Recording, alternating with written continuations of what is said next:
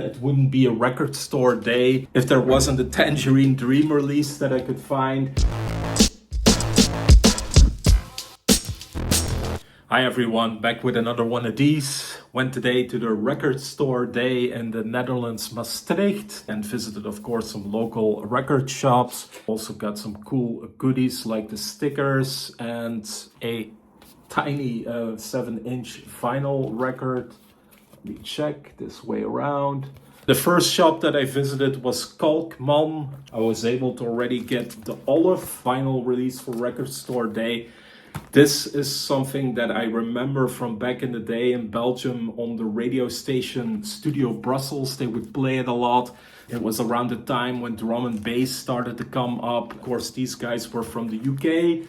I don't know how many albums or how many other records they had, so I still need to check that out. And to be honest, I only know of them through the single, so this album will be a discovery on itself. I also purchased, because I want to support, of course, the local record shops, a maxi single from Nas that they had and the Black Phone 2 soundtrack album. Great that these were also there. I love picking up extra titles along the way. After Gotan, I headed to the Dominicans bookstore, and there it was basically World War Z. Once the doors opened, I came 15 minutes earlier, and there was already a line of like 30 people waiting outside. When you know there's a Taylor Swift album or single in the releases, there's gonna be a big crowd.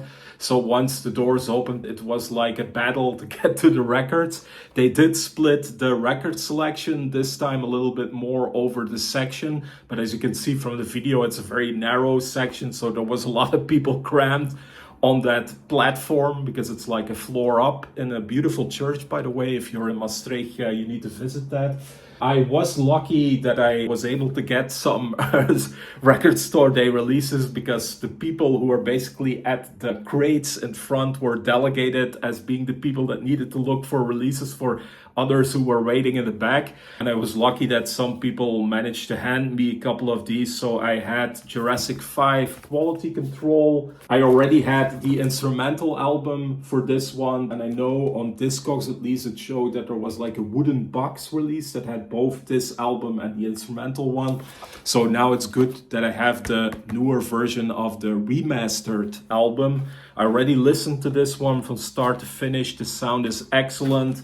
This was pressed as sort of like a wooden variant, and I was a little bit afraid that that would impact the sound quality, but it's very clean, good listen. Jurassic 5, I once saw them live in Brussels. I have to tell this story because there was a girl who was being hassled in the crowd in the AB concert hall, and Jurassic 5 stopped the concert and said, "Hey dude, you need to stop that, quit it." And props to them for doing that. I don't think I ever saw that before in a concert, and I've been to some crazy concerts. Also, I would say that Jurassic 5 is one of those hip-hop collectives I would put very high on top with Public Enemy, Wu-Tang Clan.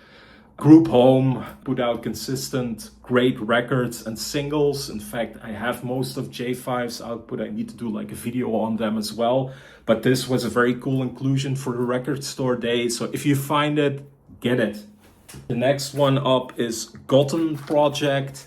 I think these guys are from Argentina. It has like a Latin feel to it and a tango feel as well. I know them from a movie that I saw in the early 2000s called The Truth About Charlie, where one of their songs was used as a soundtrack, and it was amazing, and they've been part of the playlist ever since. So this is the best of record. It was on Discogs, very highly priced, out of print for a long time. This time it's reissued as part of the record store day. So it's great, I think, to get some of these singles, Differente, Mi Confession. It even says which albums the songs were taken from. That's cool. And there's even a new track on there that's also interesting. So I'll need to check this one out. Cool to have this best of collection. And who knows, maybe I'll get some of the separate albums as well. I already mentioned them, Wu-Tang Clan. Well, Wu-Tang Clan's main producer, RZA, also has an alter ego, Bobby Digital. I'm not the biggest fan of his Bobby Digital, Beatles, RZA period, but this appears to be a little bit of a return to the OG hip-hop style with Juice Crew, a numbered limited edition. I think it's the same approach they did with the Black Samson release, like a different cover for each numbered edition. I really liked the white variant. There were also a black and an orange one in the crates. Again, it was like very crowded. I was glad that I even got to find these. And this has 7 tracks on it. I listened to it before, and it's definitely a style that I like a lot more than what I got to hear from RZA in the last couple of albums. So let's hope that he continues with this. And then it wouldn't be a record store day if there wasn't a Tangerine Dream release that I could find.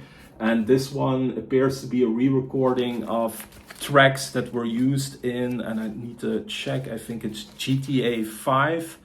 So it's from a game, and Love on a Real Train from Risky Business, the movie. They also did some soundtracks, which is cool.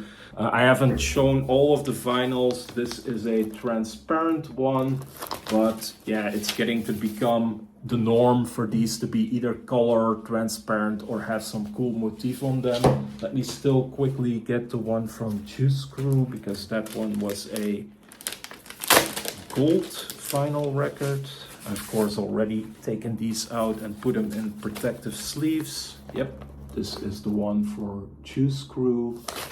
In terms of record store day edition, this one was very successful, at least from the number of people that I saw that attended. The last one with Black Friday, I think October, November last year, it was a little bit less of a turnout. Today it was like double, triple the amount. And as you can see from the video, people were really cramming to get towards those records. I also went to a very big record fair last Saturday, the Record Planet Fair in Den Bosch. I'll also post a video on some of the vinyl that I purchased there. At that particular record fair, it was like a little bit a graveyard of the record store day releases of the past. You could find a lot of pressings that were part of record store day. So in that regard, you do see that, I would say, out of the 40 people that were lining up this morning, probably the majority, like 30 to 35, were there to pick up the Taylor Swift album or maybe some other limited release. And the rest is just laying there for the rest of the year. I think record store owners are left with a lot of stock. And some of them didn't even manage to get a lot of the releases, but at least it keeps the industry going.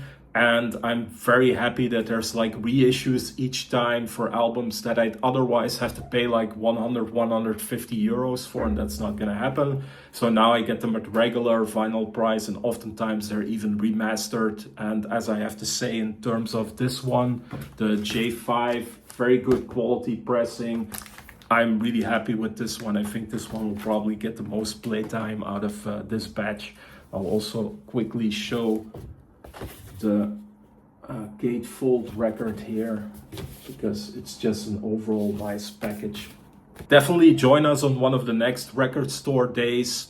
Looking forward to it already, and in the meantime, I've got a lot of titles to get through and to listen to. See you in the next one.